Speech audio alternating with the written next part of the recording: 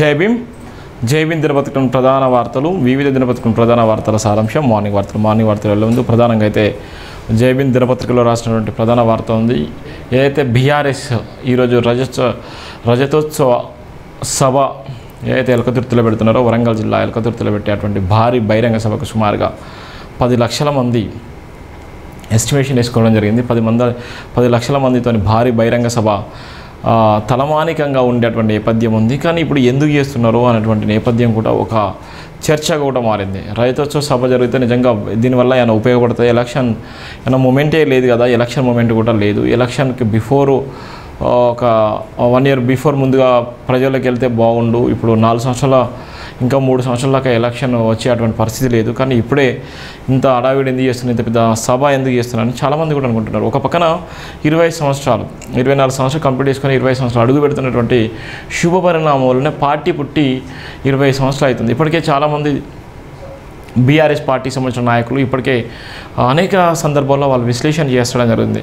రైతోత్సవ సభ ఒక చరిత్రాత్మకమైన సభ. ఈ సభ వల్ల మా ఎజెండా ఏం చెప్పబోతున్నాం, మా ఎజెండాకు సంబంధించినటువంటి అంశాలను ప్రస్తావించేటువంటి ప్రయత్నం చేస్తాము. ఎవరైతే ఇన్ని రోజుల కంచెలి ఎక్కడైతే ఫామ్ హౌస్కే పరిమితమైనటువంటి మాజీ ముఖ్యమంత్రి అయినటువంటి ఒక అనేకమైనటువంటి ఆరోపణలే, ఆ ఆరోపణల నేపథ్యంలోనే ఇప్పుడు గర్జించే సింహంలాగా బయటకు వస్తున్నారు. ఈ సభ ద్వారా తెలంగాణ రాష్ట్ర ప్రజలకు విముక్తి కలుగుతుంది. ఈ సభ ద్వారా ఏ తెలంగాణ ఆకాంక్ష కోసం అయితే నెరవేర్చిందో, ఏ తెలంగాణ ఆలోచన విధానం కోసం అయితే పురుడు పోసుకుందో ఆ నినాదం మళ్ళీ గొంతుక బయటికి వస్తుంది. అందుకోసమే ఇన్ని ఆ ఏర్పాట్లు చేస్తున్నాం అనుకుంటే చాలామంది మేధావులు కూడా చెప్తున్నారు. దీనికోసం సుమారుగా 1-2 నెలల కంచెలు సుదీర్ఘమైనటువంటి ప్రయత్నంలో భాగంగా ఈరోజు భారీ బహిరంగ సభ అయితే చేస్తున్న నేపథ్యం ఉంది. తెలంగాణ నలుమూలల నుంచి కూడా పెద్ద మొత్తంలో వచ్చేటువంటి నేపథ్యం ఉంది. ఎడ్ల బండితోని, ఇలా ఉన్నటువంటి ట్రాక్టర్లతోని, ఇలా కార్లతోని, ఎవరికి బైక్లతోని ఏ విధంగా కంఫర్టబుల్ ఉంటే ఆ విధంగా ఇలా రైతోత్సవ సభకి వాళ్ళందరూ కూడా పోరుబాట పట్టిళ్ళు. ఇలా ఓరుగల్లు జిల్లా పోరుబాట నిలయంగా మారిందని చెప్పొచ్చు. ఏదైనా సెంటిమెంట్గా ఇలా ఏ పార్టీలైనా ఏ ప్రభుత్వాలైనా నిలబడ్డటువంటి తరుణంలో ఓరుగల్లునే సెంటిమెంట్గా భావిస్తారు. ఓరుగల్లు అంటే ఒక ఉద్యమాలకు పురుటిగడ్డ. ఓరుగల్లు చరిత్ర ఈ సమాజంలోనే ఒక గొప్ప చరిత్ర కలిగి ఉంది. కాకతీయ రాజులు వెళ్ళినటువంటి చరిత్ర, ఆ రాజ్యానికి అంత చరిత్ర గణనీయంగా ఉంది. అందుకోసమే ప్రతి ఒక్క రాజకీయ పార్టీ నాయకులు, ప్రతి ఒక్క పార్టీ స్టాండ్ తీసుకున్నది ఓరుగల్లు నుంచలే. ఓరుగల్లు చరిత్రాత్మకమైనది కాబట్టి అందుకోసమే ఇలా పెద్దయిన మదిలో పోరుగడ్డ అనేటువంటి ప్రధాన వార్త కూడా జై భీమ్ దినపత్రికలు రాసిన ప్రధాన వార్త కూడా పెద్దయిన యాదిలో పోరుగడ్డ. ఇక్కడ ఉన్నటువంటి ఏర్పాట్లు ఏ విధంగా ఉన్నాయి, ఆ ఏర్పాట్లకు సంబంధించినటువంటి అంశము ఏ విధంగా చేస్తున్నారు. సుమారుగా ఒక 500 కోట్లు సుమారుగా వాళ్ళకి అయ్యేటువంటి ఖర్చులు మొత్తం టోటల్గా వాళ్ళు రావడానికి పోవడానికి మొత్తం టోటల్గా వాళ్ళ అంచనా సుమారుగా ఒక 500 కోట్ల రూపాయలు. ఎందుకంటే తాగడము, పోవడము, ఆ వర్క్ చేయడము, ఆ ఉన్నటువంటి సౌండ్ సిస్టానికి, అక్కడ ఉన్నటువంటి పార్క్కి, అక్కడ ఏదైతే మొదలుపెట్టిలో ఏదైతే ఆలోచన వచ్చిందో తెలంగాణ రాష్ట్ర వ్యాప్తంగా ఇలా ఉన్నటువంటి పార్టీ పరంగా ఉన్నటువంటి పార్టీని నమ్ముకున్నటువంటి వ్యక్తులు కానీ వాళ్ళ వ్యక్తిగతంగా ఖర్చు పెట్టేటువంటి డబ్బులు కానీ సుమారుగా ఒక 200 నుంచి 500 కోట్ల దాకా ఖర్చు పెట్టేటువంటి ప్రయత్నం అయితే చేస్తున్నారు. ఇప్పటివరకైతే చాలా వరకు అయితే డబ్బుతో కూడుకున్నటువంటి రాజకీయాలు కాబట్టి పెద్ద మొత్తంలో ఇది ఒక ఛాలెంజ్గా తీసుకున్నటువంటి సభ. అందుకోసమే ఇలా ఉన్నటువంటి పెద్దైన ఎదిలో పోరుగడ్డ అనేటువంటి ప్రధాన వార్త కూడా మనం రాయడం జరిగింది. చాలా ఓరుగల్లు అనేటువంటి ప్రధాన వార్త కూడా మనం చూసినాం. ఓరుగల్లు సెంటిమెంట్ కలిసి వచ్చిన రాష్ట్ర సాధనలో రాజీపడని యుద్ధ నౌక కేసీఆర్. ప్రపంచంలో అత్యంత పరిజ్ఞానం కలిగిన రాజకీయ నాయకులు కేసీఆర్ ముఖ్యులు. అధికారం పైన ఆకాశమంతా ఉందతనాన్ని ప్రదర్శిస్తున్నారు. ప్రతిపక్షాల ప్రభుత్వాలు సైతం అభినందించే మనస్తత్వం కలిగిన నేత. మోడీని ఢీకొట్టిన మొనగాడు కేసీఆర్ ఒక్కడే. చరిత్ర ఉద్యమాలకు తెరలేపిన రాజకీయ నాయకుడు కేసీఆర్. రాజకీయ ప్రస్థానానికి, రాజకీయ జీవితానికి ఒక చరిత్ర ఉంది. ఉద్యమ గడ్డంటే ఎవరికైనా ఊపిరి లాంటిదే. ఏ పార్టీకైనా గడ్డు కాలంలో పునాదులు వేయగల ఏకైక నేల ఓరుగల్లు ఒక్కటే. బీఆర్ఎస్ పార్టీని లేకుండా చేయాలని కుట్రలు పండితే కేసీఆర్ 2 సార్లు ముఖ్యమంత్రి అయ్యారు. వరంగల్ బీఆర్ఎస్ నేతలు ఎర్రబెల్లి వినయ్ భాస్కర్ జన్మ ధన్యం. డాక్టర్ బరిగెల శివ ప్రధానంగా రాసినటువంటి నేపథ్యం. ఎందుకంటే ఆయన మాజీ మంత్రివర్యులు, ఇప్పుడున్నటువంటి జిల్లా అధ్యక్షులు.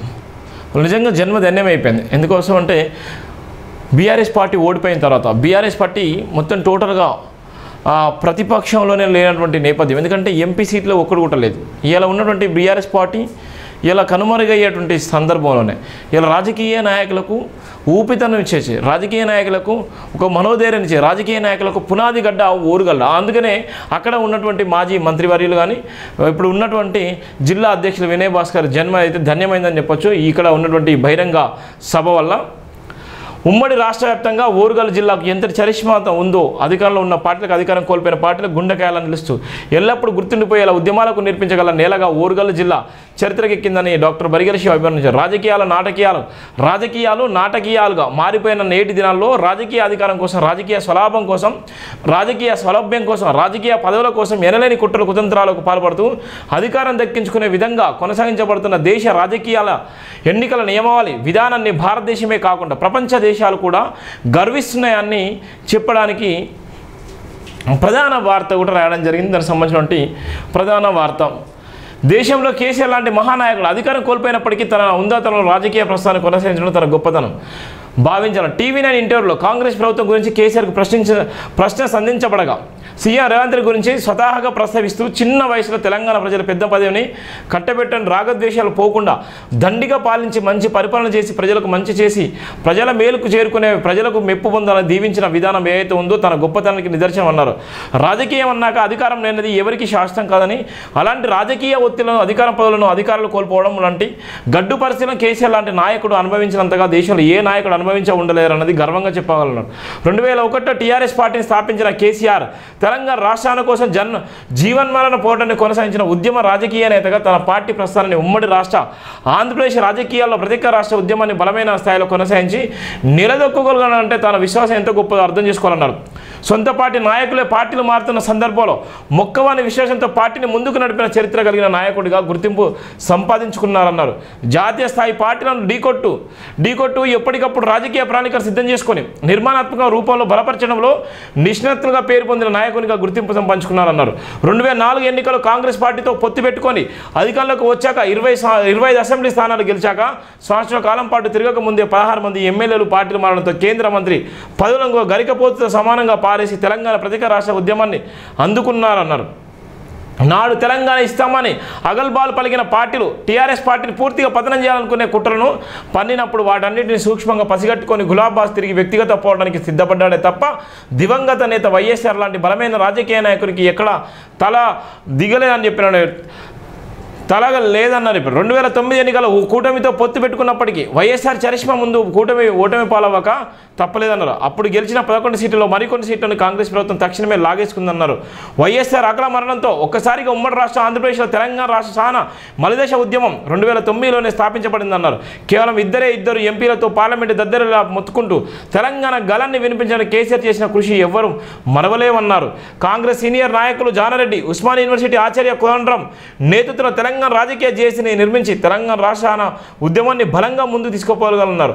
అనేక ఉద్యమ ప్రస్థాన తదనంతరం 1200 మంది విద్యార్థుల బలిదానాలతో తెలంగాణ రాష్ట్రం నిర్మించబడగా తన అనవాయిక కారణాలతో కాంగ్రెస్ పార్టీని పొత్తు కూర్చకపోవడంతో రాష్ట్ర పార్టీగా ఒంటరిగానే పోటీ చేసి అధికారానికి వచ్చారన్నారు. కేసీఆర్ మొదటిసారి అధికారంలోకి రావడానికి నాడు ప్రకాష్ రెడ్డిపేట బహిరంగ సభలో కిక్కిరిసిన జనాంగంతో కేసీఆర్ సభ నిర్వహించి ఉమ్మడి రాష్ట్ర చరిత్రలో గణనీయంగా నిలిచిపోయేలాగా చేశారన్నారు. నేడు ఎలకతుర్తి మహాసభతో టీఆర్ఎస్ శ్రేణుల్లో మళ్లీ నూతన ఉత్తేజం నింపడానికి గులాబీ బాస్ రంగం సిద్ధం చేసినట్టు బీఆర్ఎస్ నాయకులు గర్వపడుతున్నారు. మొదటి దఫా రాజకీయాల అధికారంలో ఉన్న గులాబీ బాసు 92 లక్షల తెల్ల రేషన్ కార్డులను తెలంగాణ వ్యాప్తంగా మంజూరు చేశారన్నారు. తెలంగాణ రాష్ట్ర అప్పుల భారంగా పెరిగినప్పటికీ ఉద్యోగ నియామకాలు మినహాయిస్తే కులాల వారీగా ప్రాధాన్యత అభివృద్ధికి పెద్దపీట వేశారన్నారు. రెండవ దఫా అధికారంలోకి ప్రాంతీయ పార్టీ అయిన బీఆర్ఎస్ పార్టీపై జాతీయ పార్టీగా ఎదగాలని పార్టీ ప్రారంభించి కొనసాగిస్తున్న సందర్భంలో జాతీయ పార్టీలన్నీ ఏకమై ఒక్కసారిగా టీఆర్ఎస్ పార్టీపై విరుచుకుపడి కక్ష సాధింపు చర్యలకు పాల్పడ్డాయన్నారు. ఎలాగైనా బీఆర్ఎస్ పార్టీని ఓడించకపోతే దేశ స్థాయిలో కేసీఆర్ ప్రావీణ్యత పెరిగి థర్డ్ ఫ్రంట్ కూటమికి అవకాశాలు సంభవిస్తున్నాయని భావించిన కేంద్ర రాజకీయ పార్టీ నాయకులు ప్రస్తుత సీఎం రేవంత్ రెడ్డి లాంటి పోరాట యోధునికి రంగంలో దింపి కేసీఆర్కు ధీటుగా కాంగ్రెస్ పార్టీని గెలిపించుకునే విధంగా పోరాటాలు చేశారన్నారు.